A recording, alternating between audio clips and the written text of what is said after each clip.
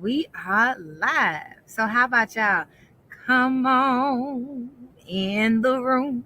Oh, come on in the room. Hey, okay. So I think our guest is gonna appreciate that song. I don't know if she heard me, but today we have a really good conversation. Today we're gonna go live with Miss Peggy Lyons, Miss Peggy J. Lyons, the CEO of PJL Candles. Now, in addition to PJL Candles, Peggy was a corporate employee like the rest of us, and she transitioned from her 9 to 5 into entrepreneurship. So, on the podcast, episode 80 of the podcast, we talked about her journey, the ups and downs. And here's the thing, it was the emotional component that we really, really got into. So, if you feel like you need to prepare for your exit, not just monetarily, but spiritually, wholly, in a healing type of way, this conversation is going to be for you. So, without further ado, I am going to bring in Miss Peggy J. Lyons so that she can introduce herself and we can get into the conversation. Hey, whoever's joining, go ahead and drop a chat. Let us know who you are. Send me some little heart bubbles. Give us some energy before we get into this. I really, really appreciate it. Let me see. Let me let her in. Hey, hey, hey. What's up? How are you? I'm well. First of all, I love that song. I'm Come on in the room. Oh, come on in the room. I had a feeling you would be feeling it. I had a feeling. I had a feeling. So listen, y'all. Today we're getting ready to have a quick conversation. Work and play replay. Today we have Peggy J. Lyons. Right now, for those of you guys who don't know Peggy J, first of all, if you saw episode 80, then you know the energy was amazing. We ended up matching on the episode together. So without further ado, I would love for you to introduce yourself to the folks and let's get into what's been going on since we recorded. yes. So again, I'm Peggy. Okay. So I do a lot of things, pretty much everything. So I am a real estate agent. I own PJL Candles, which is a home fragrance company. I have homemade, handmade by these hands, candles and room sprays. It's all about peace, joy, and love. I have that. And then I'm also an actress and many other things. But those are my main three. All the things, yes. But would I be wrong in saying that the core focus was your acting career and the other things supplement the acting career? Correct. Yeah. Let's be clear, y'all. When it comes to like chasing your dreams and betting on yourselves and doing something that's not particularly logical, this conversation was like it just kept reminding me of myself and how I overthink so many things and how if it don't make sense, if it's not A plus B equals C, I'm like, okay, wait a minute, wait a minute, wait a minute. And so, first of all, one, I want to thank you so much for preaching on the conversation. You were ministering it to yourself. The other song that I like is uh when she says, "As I minister to you, oh, I minister to myself," and you did that. Yeah. You really, really were ministering not only to yourself but also to other people. So it's two things that I love about your episode: bet on yourself, obviously, hence the title, and then the second part where you were like, listen, believe in yourself. It was a constant reminder. So for you, after all these months of doing the episode, I would love to just hear your perspective on like how has the journey been from corporate to entrepreneurship and how's it evolved since you did the episode? Yeah. So much has happened. Um, I went through a major period of not only having to believe in myself, but also like be realistic because sometimes I think we just be like, oh, I'm just gonna go for it, I'm just gonna do it without a plan. Okay. And so I had to create a plan. I had to create a plan. I'm still learning that, but I'm way better now. But like really planning out because like I said, I do a lot. And so in order to be successful, I have to be organized. And so I had to really have like a crash course in organizing everything that I do, organizing what I want to do in order to do it and be able to do it successfully. Yeah. So that pretty much that. Real estate went crazy. So I was in a period where I was just on the go, you know what I mean? Like doing a lot there. It sounds like it went crazy in a good way. Oh, yes. Went crazy in a great way. And so I was super, super grateful and happy. But I also, again, learned with that, you got to take care of yourself, because So I was a real estate agent to the max for like 3 months straight, like the whole first quarter. Well, I was a real estate agent to the max. And also still trying to keep in mind PJL cameras, also submitting auditions. Like there'll be times where I'm like, I gotta go show a house. Let me shoot this audition real quick before, then go show this house. And it was just like a lot. Still trying to make emails and content for PJL, and it's all me, y'all. Like it's just me. And so Solo entrepreneurs stand up. listen, and so, but what happened was I ran myself in the ground to where it became it. I had there was a moment where there was a physical scare, and so I was like, all right, well, let's take a break. Like, let's take a break. And so the biggest lesson, this year for me has been prioritize Peggy, right? What do I need in the moment? Like, do I need to cry right now? I'm a Capricorn. We don't cry.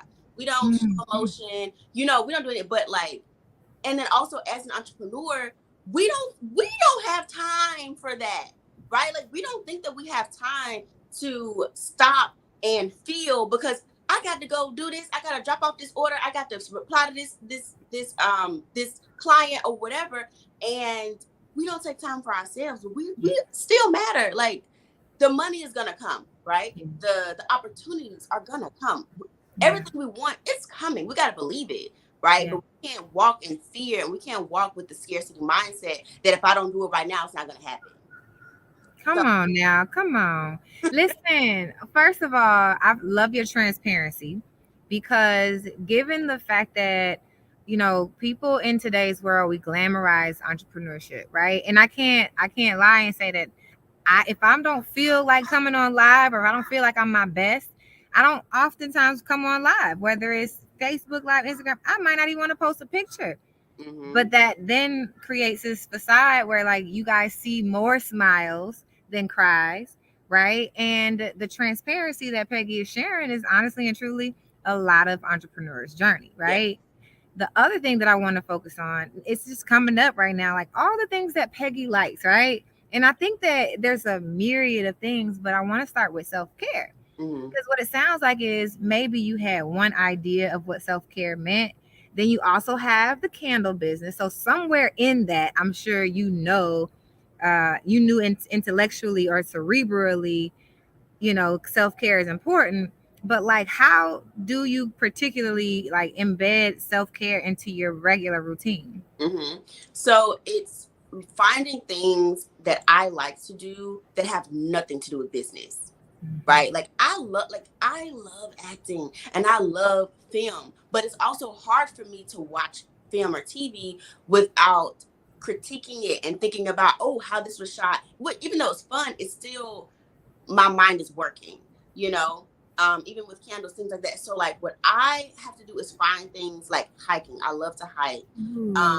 So things where I can just like, really just get my mind off of it. Or like talking to my friends. Like if you follow me, like my friend So, I'm always like trolling her and stuff.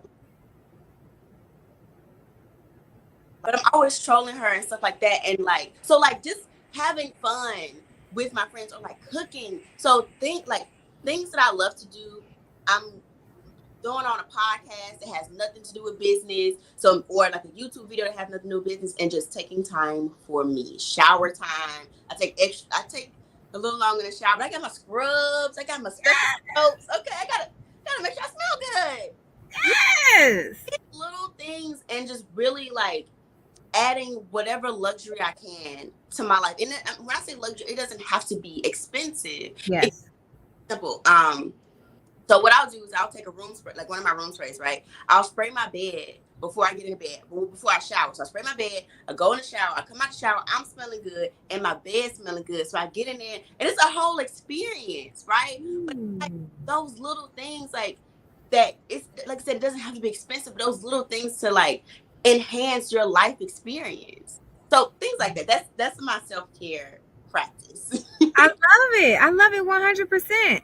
I've actually started using, so remember when we recorded your episode, and guys, just so you know, quick fun fact, A lot of these episodes have been done months ago. So like life has gone on. Peggy has grown as a woman and like things have happened. But when we first got on the podcast, the your candle emoji, did I say it right? Umoja. Umoja, right, was the candle that I started my like my bathing, practice in, right?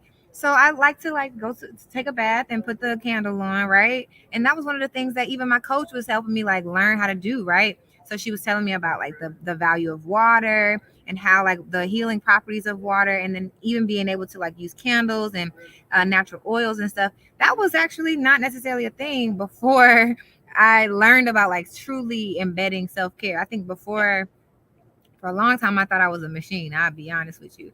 And you mentioned that on the podcast. So I think that logically, right, we rationalize things that go on in our lives.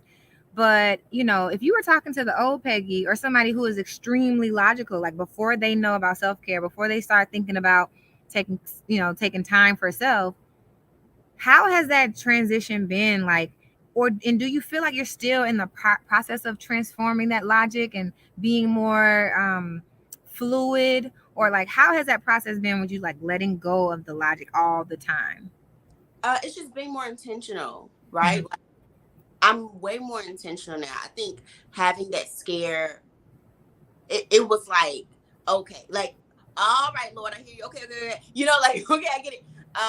And so now I've had to be much more intentional about prioritizing myself because, I'm important. If I don't take care of myself, things can get bad. You know what I mean? Yeah, And then I've done all of this for what? Like, yeah, I had a moment where I was like, I'm running myself in the ground for what? Like, am I gonna be able to enjoy it? It's great to try to set up generational wealth. I ain't even got no kids, so like it's like I'm working towards, like, yes, generational wealth, right? That's still a thing. I have a niece. At the very least, I have a niece, right? So like I'm still working to set that up. But what about me? You know what I mean? yeah. Like, what if my niece doesn't want anything that I have? Or what if she goes off and does her own thing and doesn't even need what I leave her? So I've worked for what? And then I haven't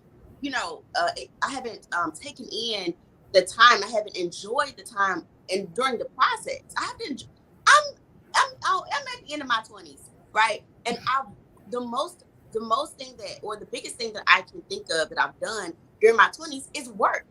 Like, Mm. college, I worked. I didn't even have to. I went to school for free. I worked 2 jobs in college for whatever reason, right? But it's just like I'm always working and I'm always missing out on just things to do that are fun. So, like, for example, last weekend, I took the whole weekend off, and me and my friend, we were cooking and drinking and just having a good time, and just like Yes. not even. And then when Monday came, and I got back to work. So like I've just been super super intentional about it, and it's still a process, but I'm noticing more and more that, like, I'm asking myself, what do I need in this moment? Come on, listen. Peggy. So I just graduated with my master's, right? Come on, Like, Matt. We love yes, 4 weeks girl, ago. But here's the thing, you just spoke into my heart because I spent 3 years, mind you. The degree was a part of my exit strategy from corporate. It Mhm. wasn't particularly grind, grind, grind, get the grades. Like, I don't care about these grades, and I'm sorry if anybody, like, the degree is gonna come as long as I pass these classes. It wasn't about an A, but I grinded so hard, and I look back at these 3 years, minus COVID, because I think that threw a wrench in a lot of us our plans. Right. But I look back and I'm like, girl, you grinded so hard. Like, and I talk about work and play. I was like, where's the Where's play?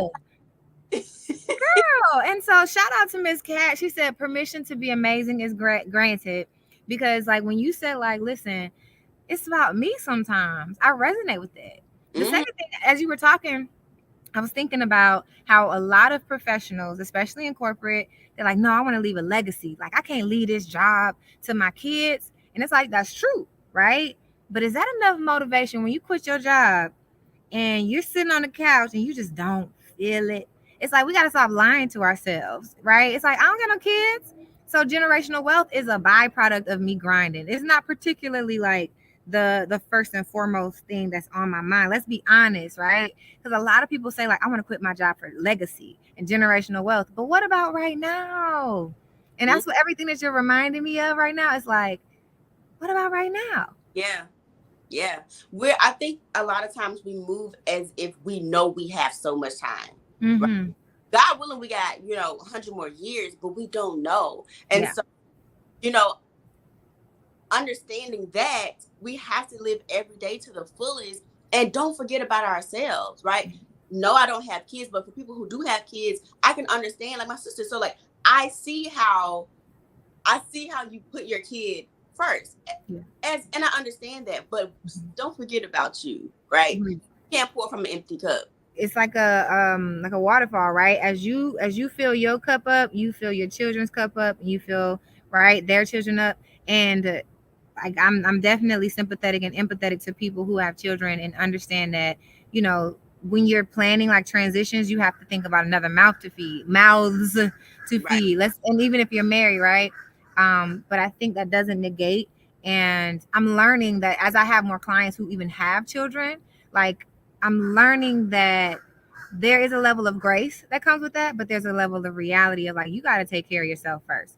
Um, Speaking of which, these are values. These are all based in like how we were raised, where we're from, who taught us what about life and self care, right? So, where are you from? Let's set the stage a little bit. Reset for those of you guys who are just joining us. We're having a conversation with Miss Peggie J. Lyons, the CEO and owner of PJL Candles. And what's the realtor? What's your realtor business name? The name of your realty? So I work for I work under Coldwell Banker, so that's my brokerage.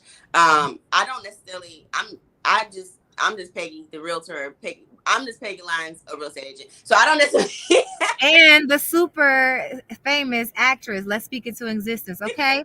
Now, speaking of which, like, where are you from? What were you like raised on in terms of self care, in terms of entrepreneurship? What was the mindset that you were raised in? Where you from? That's a great question. So I'm from Memphis, Tennessee. I was raised by my mother, and she was a single parent. My grandmother was there, of course. My grandmother raised 7 children. Now she was married for the majority of that time, so she wasn't always a single mom. But I grew up seeing my grandmother as a single person who had 7 children. They were adults, but they were 7 children. And so I didn't grow up seeing my mom nor my grandmother engage in self-care, because they had to take care of these kids, and I think a lot of times we grow up with that notion that, again, kids come first, and so you come last. Like my mom would always make sure that we had stuff, and then she would give herself the leftovers, right? And we weren't not like we were poor or anything, but she just like I didn't grow up with a lot of money, but it wasn't like, oh, what the next. It wasn't like that. I'm not trying to act like that, but she just was very much like, my kids are gonna have this, and then I'll get what's left over. My kids are gonna get the best, and we went to the best school she could put us in, like all that stuff. But she never really took time, even now, never took time to say like, what do I want? Like, where do I? She didn't travel, like any of that, and so I didn't grow up seeing what self care looked like. All I saw was working, which is all I saw was working. All I saw was her making sure that we were okay. I was actually thinking about this today. Like she always talks about making sure that she can leave us something. And that's why it's funny you asked me that, because literally today I was driving. I was just randomly thinking about how she always talks about that, like what she's gonna leave us, but she's still here. What are you gonna do? What are you gonna do now? Right? Like, okay, great. You set us up however you set us up, fine. But my thing is, I'm okay if you, for me, right? If she takes whatever she plans on leaving us and takes that for herself, please do. At least on my end, please do that, because I'll make sure I'm okay. Like, I hate that I've seen my mom just work and work and work and work and never take time for herself. Yeah. And I think as we're learning and as like our generation, we're learning and unlearning a lot of things. We have to unlearn that. We have to unlearn that we have to be, so independent and not, lean on anybody, not depend on anybody else. I got it out the mud. I did it on my own. That sounds good, but it don't feel good. Like, you know what I mean? Like, that's why I'm so transparent about how I feel during the journey, because a lot of people don't. Like, all we see as entrepreneurs, or just in general on social media, we see the highlight reel. We don't see the times when we in the floor crying or or don't want to get out the bed or whatever. We don't see that, and nobody talks about it. You only think about like, oh, I'm an entrepreneur and I'm making all this money, but we're not showing those other times where it's not as pretty, when we're not making the money or whatever the case is. And so so again, that's one of the reasons I'm so vocal about it, because I want us to unlearn that unhealthy habit of not putting ourselves first, or at least not prioritizing ourselves. Yeah, absolutely. As you were talking, I was thinking about my latest evolution as a woman, and I'm curious where you resonate with this. It may seem like we're taking it left, but honestly and truly, I'm realizing that my evolution as a woman is also my evolution as an entrepreneur. It's also my evolution as a human, right? And one of the things that, like, in terms of my identity that I've been letting go of is this sense of independent woman, right? Independent Black woman, let's be clear. And I've had to look at myself in a way that says, like, I might have said that last year, last month, last week, but I don't want to be that way. Or I don't want to commit to that identity. Or I realize I do need more softness. I need more balance. And what does that look like? I just, right before we hopped on, I started my journal. Wait a minute. Right before you hopped on, I started my journal, because I'm like, okay, so what does this transformation actually look like? Yeah. For you, and this is like, it's as transparent as you can be. It's like, what have those, if we were to look at Peggie 1 and Peggie 2, right, we would say, oh, there's a contradiction somewhere. Because there's always a contradiction as we grow and evolve. As it relates to any of that I mentioned, how has your perception on life, womanhood, singledom, humanness, right? How has that, and I don't even know, I said singledom, I'm just putting a label on you, I didn't even know. So how would you say that your perspectives have shifted over time?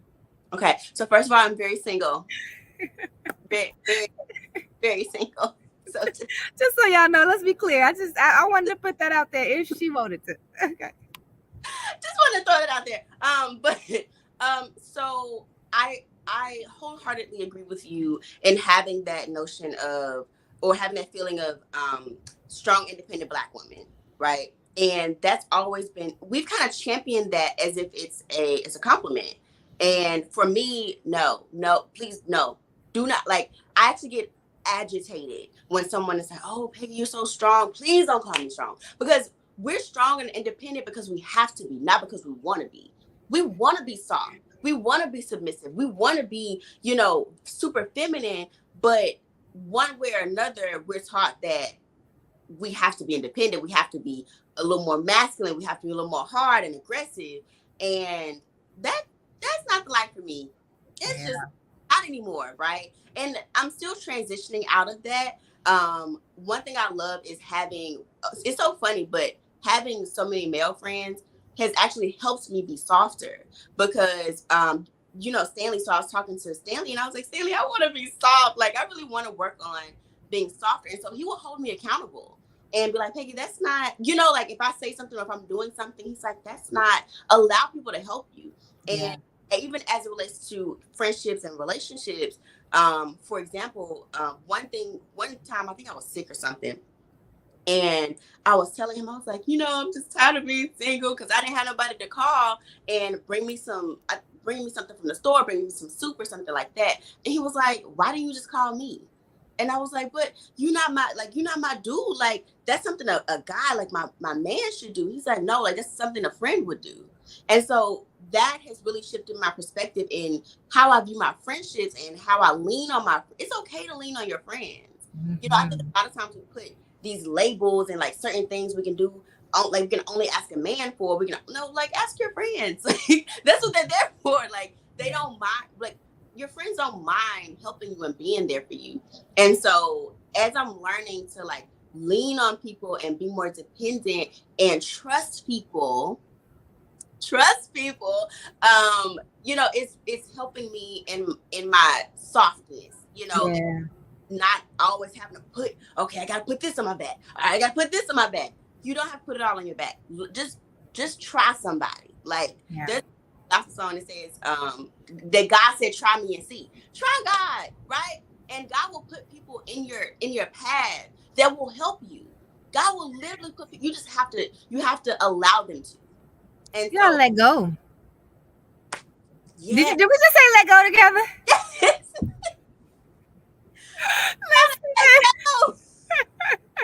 Listen, gotta let go because and then here's the thing. There's so much work in the words let go. These are two words, right? But I promise you, y'all, and I'm speaking for Peggy too, but because I know that you've done your work and I know you're doing your work because we've had conversations offline. But those two words, let go, promise you, I know that it sounds like we're like, oh yeah, better said, easier said than done. But the work of being, I'm gonna tell you, I'm gonna give you an example. So, because I think that as you're describing like relying on your male friends, I'm like, we started talking about self care. Relying on your male friends is kind of like self care. Because, like, when I realized you actually like to do this, you like to support me, and it doesn't like mean that you're trying to do anything extra. It's Exactly. like, oh, okay. Okay, but when I tell you letting go was a process of like constantly telling myself, like, okay, you can count on this person. They're saying that they can do the job. They obviously make money in their own business. Their word is bond. Okay, you can trust them. You can let go. Like just it was therapy, child. It was inner therapy just to be like, okay, you can do it. And I felt myself hour by hour, um, literally having to check myself, being from saying, "Don't worry, I'll do it." How many times do we say, "Don't worry, I'll do it"? Don't worry, I do it. Don't worry, I got it. And not even because you know how they stereotype us and they say if a woman says, "Don't worry, I got it," she really don't. But honestly and truly, sometimes I'm like, I don't even want to be a burden, so I'll just do it myself because I feel like it's not just me mad at you. It's like I just feel some type of way to do it myself. So this has been like honestly, this is us tilling the soil because for those of you guys who are listening, if you identify with "Don't worry, I'll do it." Oh, I need a man, but you got a whole bunch of friends that you haven't even tried to count on, right? Or any of the things that Peggy or I have said, then it's like in order to get to that life, because here's how it all comes back around. I created the podcast, Work and Play podcast, because I had this vision. And here, as we talk about it, all we did in our 20s is work. What happened to the work and play, right? So it's honestly like if you're listening to Peggy and it's like if you're sitting out here watching us and you don't feel like you're where you want to be in terms of self-care, in terms of entrepreneurship, you still in a 9 to 5 and you still feel stuck, then it's kind of like listening to these small nuggets to make progress in your own life so that you can actually like make some real change over time. It doesn't happen overnight. Yeah. Yeah. I think we have to allow ourselves to live a full life, right? We live in a capitalist society, so it's all about money, it's all about the grind. Da, da, da. Cool. But also, you're a person, you're a human, and you deserve human interaction. You deserve to build a village. We can't just allow ourselves to just be entrepreneurs. That's cool, but so we have to run our businesses. We can't allow our businesses to run us. Ooh, come on. Come on in the room. We cannot allow our businesses to run us. We run our businesses. So taking control of that means taking control of yourself and understanding that you deserve to live a full life. We deserve to live, as women, we deserve to live soft lives. We deserve to live full, feminine, easy, chill lives. We deserve to, be able to enjoy moments of like getting our nails done or just whatever it is, our new perfume or whatever it is that makes you feel soft and feminine and womanly. We deserve to live in that, but then also to work and get the work done and make the money and do whatever it is. And then also depend on our friends and get some help. We don't have to do it all on our own. Yeah. It takes a village to raise a child. It takes a village to cultivate a human. Facts. What I realize is, and this is not a relationship podcast, but I always find my way here. But if we, I'm speaking for me and Peggy, but those of you guys who are listening, you identify with this, then you got to understand it and own it. But if we lean into that softness, I've had so many conversations with men lately, not my friend men's, but men. And I'm like, oh, this is what you want in a woman? Well, I actually would prefer to be that, I actually would prefer to do that. So if you actually like that, then we can actually work with that. And I think that as we're talking about transformation and having our eye on like the life that we want to live and being able to transform into that, there's so much to be said, even where we are and where we want to be, and then where we have been, child. Girl, I've said some things in my lifetime, and I'm like, I don't believe that anymore. But it's okay. Yeah. Yeah. Don't be tied to old decisions. Yeah. We can't be tied to like, okay, yeah, I might have said that 2 weeks ago or yesterday, but I don't want to do that anymore. So I don't have to. I'm not obligated to do things that no longer align with what I want to do. Yeah. So listen, before we get up out of here, because you guys, and those of you guys who are still with us, shout out to my cousin, Sade. I'm pretty sure that's my cousin. Shout out. I'm feeling really good with these new vibes. I'm on Facebook and I'm on YouTube, so I'm really loving this energy. I intend on keeping these things going here on with you guys, because I feel like I get so much like support, and you guys are here having good conversation with us, so I'm really getting inspired by you guys. Be Real says this is so inspiring. So listen, Peggy, you have been an inspiration to me, but before we get out of here, we got a little bit more, because I want us to like dig back and reach back to the woman or man who is still in their space. It's not necessarily just 9 to 5, because you might like your 9 to 5, but you want to go into a space where you are more softer, or you are more harder, or you're more masculine if you're a man, and you want to transform your life, right? If you think back to before you decided to bet on yourself, right? What would you say to that person to help them realize that they can make a transformation? I would tell her, one, you can do it. Like, I would like, you can do it. Like, you can do it. 2, you're gonna be okay.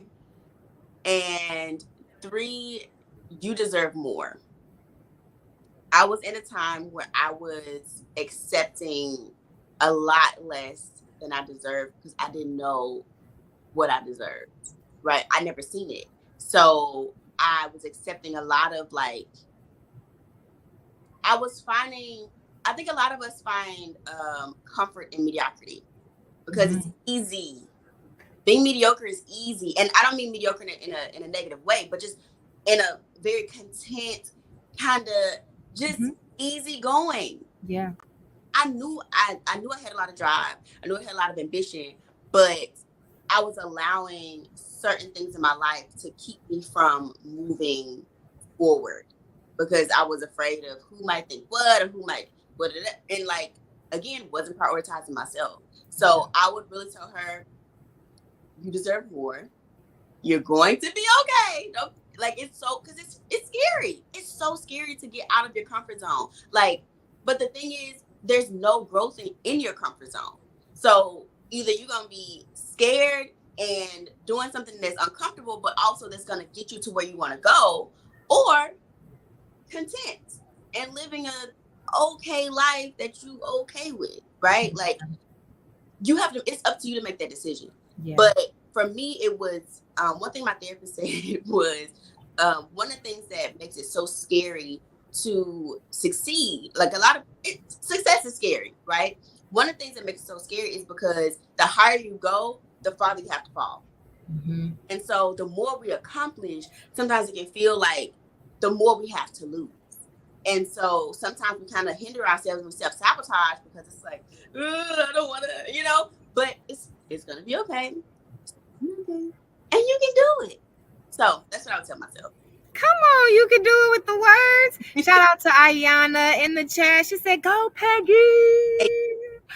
I love it. I love it. I love it. So those of you guys who are here, I am pleased and honored to have been able to bring Miss Peggy to you guys to share her story on the Work and Play podcast, to be able to do this Work and Play replay because they always get uncut. I love it. I love that we go off topic because this is not just about careers. I want people to understand that your career is not all of you. And I did not always think that, right? You are so much more than your job. And Peggy got a chance to show us a little bit of that today. So those of you guys who haven't gotten a chance to see episode 80 of the Work and Play podcast with Miss Peggie J. Lyons, please go and check it out. Do what you have to do. And I appreciate you guys for sharing this out to someone who you know this can actually help. Just perspective on the journey along the way. So thank y'all so much for watching. Peggy, thank you for joining us today and for shedding some light on the people.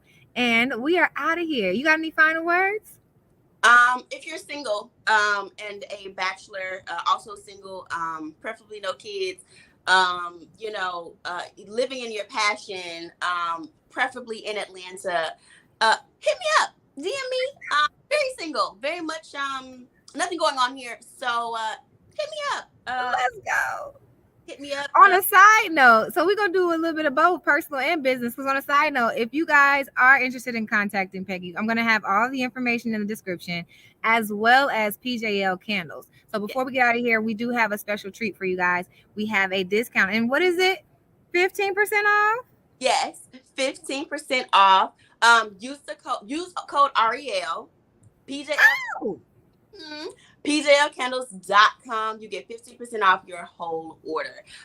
Feel free, if you aren't sure like what you might like, DM me, and then I love like finding people's like scent profiles. So DM me on Peggie.J, PEGGIE.J, the letter, or PJL Candles, and then we can work it out and figure out what you like. If you are in Atlanta, I can do pickup, so just hit me up. Let's go. Thank y'all. We are out of here.